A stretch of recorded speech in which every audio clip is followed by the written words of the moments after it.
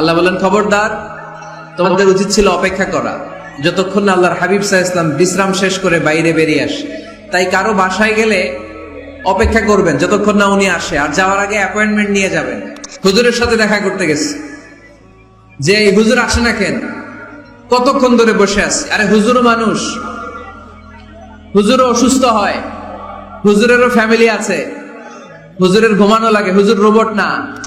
তোমরা যখন অন্য কারো বাড়িতে যাবে, খবরদার অনুমতি না নিয়ে, সালাম না দিয়ে ঘরে ঢুকে যেও না। দরজার সামনে দাঁড়িয়ে থাকো, দরজার সামনে দাঁড়িয়ে দাঁড়িয়ে 3 বার অনুমতি চাও, তারপরে সালাম দাও। অনুমতি দিলে ঢুকবা, নচেত চলে যাবা। ঠিক কি না? এই আইনটা কার? ঘরের ভিতরে কে কখন কোন পরিস্থিতিতে থাকে তার কোনো হিসাব আছে? এজন্য সালাম দিবেন, নক করবেন, অনুমতি চাইবেন, তখন নিজেকে নিজে ভিতরে যারা আছে, মহিলা হোক পুরুষ হোক, সামলে নিবে, বুঝিয়ে নিবে, তারপরে আপনাকে ঢুকার ব্যবস্থা করে দিবে। ঠিক কিনা? আমরা এগুলোর ইসলাম মনে করি না, আমরা ম্যানার জানি না, আমরা সোশ্যাল নর্মস জানি না। আমরা মনে করি নামাজ, রোজা, হজ, যাকাত, জিকির এগুলাই ইসলাম। ঠিক কিনা? কারো নাম যদি হয় আব্দুল্লাহ, আব্দুল্লাহর বন্ধু তারা ডাকবে এই আব্দুল্লাহ। কারো নাম যদি হয় আবু বকর, তার বন্ধু তারে ডাকে এই আবু বকর। কিন্তু বিশ্বনবী সাল্লাল্লাহু আলাইহি ওয়াসাল্লামকে কি এই মুহাম্মদ এইভাবে ডাকা যাবে? না, ডাকা যাবে না। যদিও তিনি মানুষ, কিন্তু অসাধারণ মানুষ। যদিও তিনি নবী, তিনি মহানবী, তিনি সব নবীদের নবী। ঠিক কিনা? As a father, as a teacher, as a commander, as a lawgiver, as a lawmaker, Muhammad is the superman of the world. সুবহানাল্লাহ পড়েন। আমার নবীর চাইতে শ্রেষ্ঠ কোন মানুষ গোটা বিশ্বে দ্বিতীয়টা হতে পারে?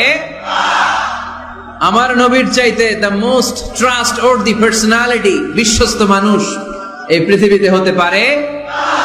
সে কোন বন্ধু বলো বড় বিশ্বস্ত, সে কোন বন্ধু বলো বেশি বিশ্বস্ত, কার কাছে মন খুলে দেয়া যায়, কার কাছে প্রাণ খুলে দেয়া যায়, হওয়া যায় অতি আশ্বস্ত, তার নাম আহমদ বড় বিশ্বস্ত। সুবহানাল্লাহ পড়েন। আল্লাহ শিখাতে চাইলেন, এই বেদুইন লোকেরা সাবধান, যাকে তোমরা ডাকছো তিনি সাধারণ মানুষ নন। তাকে ইয়া মুহাম্মদ, ইয়া মুহাম্মদ উখরুজ ইলাইনা, এ মুহাম্মদ, এই ঘর থেকে বের হয়ে আসো, এমন করে বেয়াদবের মতো ডাকা যাবে? বিশ্বনবী সাল্লাল্লাহু আলাইহি ওয়াসাল্লামকে ডাকতে হবে ইয়া নবী আল্লাহ, উনাকে ডাকতে হবে ইয়া রাসূল আল্লাহ, উনাকে ডাকতে হবে ইয়া হাবিব আল্লাহ। ঠিক কিনা?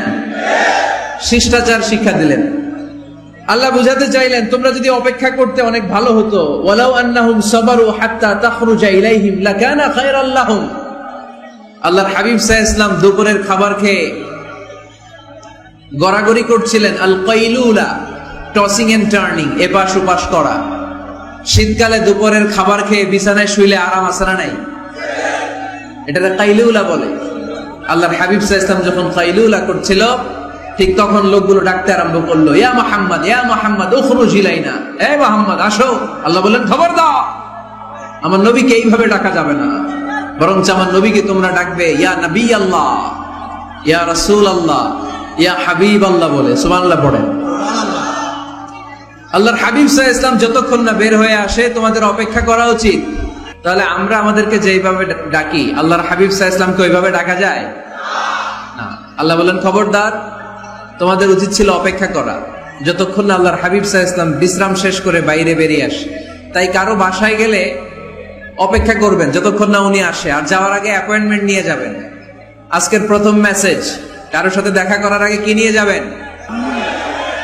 অ্যাপয়েন্টমেন্ট নিয়ে যেতে হবে। অনেকে খালি অস্থিরতা করে, চেয়ারম্যান সাহেবের বাড়িতে গেছে, সিগনেচার লাগবে, যে অস্থির, আরে বেরোয় না কেন, চেয়ারম্যান সাহেব আসে না কেন, এতক্ষণ ধরে বসে আছে, এরকম বিরক্ত খালি কমপ্লেইন করে, অভিযোগ করে, এরকম কিছু লোক আছে না নাই?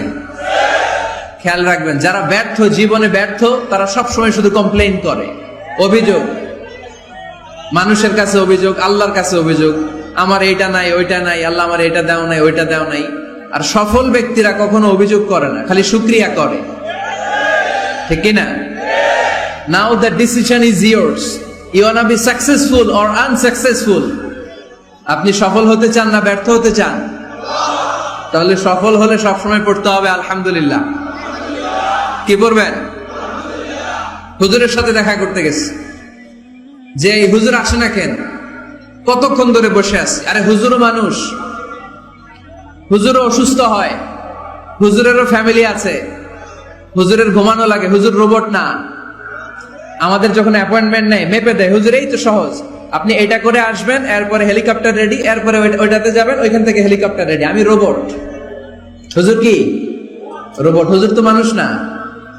এগুলো করবেন না, ধৈর্য ধরতে শিখুন, একটু স্থির হন। স্টপ, অনেক হয়েছে, আর না। অস্থির জীবন আমরা চাই না। এই কোরআন আমাদেরকে অস্থির সময়ে স্বস্তির বাণী শোনায়, ঠিক কিনা? কিসের বাণী শোনায়?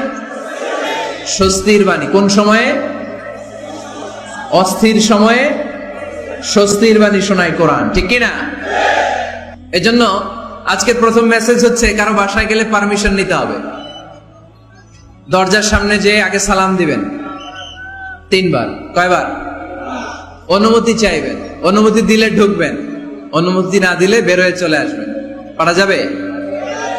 এজন্য রব্বুল আলামিন বলেন, ইয়া আইয়ুহাল্লাযীনা আমানু লা তাদখুলু বুয়ুতান গায়রা বুয়ুতিকুম হাত্তা তাস্তানিসু ওয়া তুসাল্লিমু আলা আহলিহা যালিকুম খায়রুল লাকুম লাআল্লাকুম তাযাক্কারুন। সুবহানাল্লাহ পড়েন। আল্লাহ ডেকে বললেন, ও ঈমানদারেরা শোনো শোনো, তোমরা যখন অন্য কারো বাড়িতে যাবে, খবরদার অনুমতি না নিয়ে, সালাম না দিয়ে ঘরে ঢুকে যেও না। দরজার সামনে দাঁড়িয়ে থাকো, দরজার সামনে দাঁড়িয়ে দাঁড়িয়ে 3 বার অনুমতি চাও, তারপরে সালাম দাও। অনুমতি দিলে ঢুকবা, নচেত চলে যাবা, ঠিক কিনা? এই আইনটা কার? কারো বাসায় যাওয়ার আগে অ্যাপয়েন্টমেন্ট নিয়ে যাবে, আর যে হুট করে দরজার ভিতরে ঢুকে যাব না, অপেক্ষা করবো। You have to wait. তিনি আসতে বললে এরপরে ঢুকবো, মনে থাকবে? কারো ঘরে অনুমতি না নিয়ে ঢুকা কবিরা গুনাহ। কি গুনাহ? আমরা এগুলোর ইসলাম মনে করি না, আমরা ম্যানার জানি না, আমরা সোশ্যাল নর্মস জানি না। আমরা মনে করি নামাজ, রোজা, হজ, যাকাত, জিকির এগুলাই ইসলাম, ঠিক কিনা? ধরাবাঁধা ইসলাম হিন্দু ধর্মের মতো গদবাঁধা কোনো ধর্ম নয়। আমাদের মসজিদ এটা গির্জা, প্যাগোডা, সিনাগগ আর গুরুদুয়ারার মতো যে কোনো ইবাদতগাহ নয়। আমাদের মসজিদগুলো আমাদের সামাজিক ঐক্যের কেন্দ্রবিন্দু। আমাদের ইসলাম হচ্ছে আমাদের জীবন চালানোর মেথোডোলজি। কেমন করে এই লাইফটা সুন্দর হবে, স্মুথ হবে, তার সব নির্দেশনা কোরআনের ভেতরে আছে না নাই? এজন্য বিশ্বনবী বললেন, খবরদার কারো ঘরে যাওয়ার আগে সালাম দাও, পাশাপাশি অনুমতি চাও। এক সাহাবী দাঁড়িয়ে বললেন, ইয়া রাসূলুল্লাহ, ইয়া হাবিবাল্লাহ, আমার ঘরে আমরা কেবল 2 জন থাকি, 2টা ঘর। এক ঘরে থাকে আমার আম্মা, আরেক ঘরে থাকে আমি। আফাস্তাদিনু আলা উম্মি, আমি কি আমার মায়ের ঘরে ঢোকার আগে অনুমতি নেওয়া লাগবে নাকি? নবী, হ্যাঁ, 2টা রুম আমার ঘরে, এক রুমে আমি, আরেক রুমে আমার মা। আফাস্তাদিনু আলা উম্মি, আমার মায়ের ঘরে যাওয়ার আগে অনুমতি নেওয়া লাগবে? আনা খাদিমুহা, আমি তো তার খেদমত করি, মায়ের ঘরে যাইতে অনুমতি লাগবে? বিশ্বনবী বললেন, নাম ইস্তাযিন আলাইহা, হ্যাঁ অবশ্যই মায়ের ঘরে ঢোকার আগে অনুমতি নিয়ে ঢুকবা। সুবহানাল্লাহ পড়বেন না? সাহাবী বললেন, ইয়া রাসূলুল্লাহ, তিনি তো আমার মা, অনুমতি লাগবে কেন? বিশ্বনবী বললেন, আতুহিব্বু আন তারাহা উরিয়ানাতান, ও সাহাবী, তুমি কি তোমার মাকে উলঙ্গ দেখতে পছন্দ করো নাকি? সাহাবী বললেন, না, কশিন কালেও নয়। আমি কখনো আমার মারে উলঙ্গ অবস্থায় দেখতে পছন্দ করব না। বিশ্বনবী বললেন, তাহলে অবশ্যই অনুমতি নিয়ে ঢুকবা। যদি মারে উলঙ্গ দেখতে মনে না চায় তাহলে ঢুকবা, কারণ ঘরের ভিতরে কে কখন কোন পরিস্থিতিতে থাকে তার কোনো হিসাব আছে? এজন্য সালাম দিবেন, নক করবেন, অনুমতি চাইবেন, তখন নিজেকে নিজে ভিতরে যারা আছে, মহিলা হোক পুরুষ হোক, সামলে নিবে, বুঝিয়ে নিবে, তারপরে আপনাকে ঢুকার ব্যবস্থা করে দিবে, ঠিক কিনা? তাহলে মায়ের ঘরে ঢুকতে হলে যদি অনুমতি লাগে, তাহলে বোনের ঘরে ঢোকার আগে অনুমতির দরকার আছে না নাই? আমার পাশের ঘর হচ্ছে আমার ভাইয়ের ঘর, ভাইয়ের ঘরে ঢোকার আগে অনুমতির দরকার আছে না নাই? কাজিন, চাচাতো বোন, খালাতো বোন, চাচাতো ভাই, খালাতো ভাই, পাশের ঘরের ভাবি, পাশের বাড়ির মানুষ, এদের ঘরে ঢোকার আগে অনুমতির প্রয়োজন আছে না নাই? খবরদার, খবরদার, এটা কবিরা গুনাহ। This is my first message to the people of Feni tonight.